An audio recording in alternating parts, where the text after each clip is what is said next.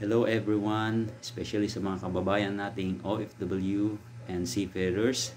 This is my channel in YouTube. I hope makapag-subscribe kayo for more information about sa mga loans availment sa aming company sa Sipat Credit. So, kung bago ka pa lang sa aking channel, pwede ka pong mag-subscribe. Please click the notification bell para po ma-inform ka sa mga bagong videos natin regarding sa OFW and seafarers loan. So, tayo po as a financing institution na nakabase dito sa Pilipinas ay nagpapahiram po ng cash or pera sa mga OFWs and seafarers na wala pong collateral.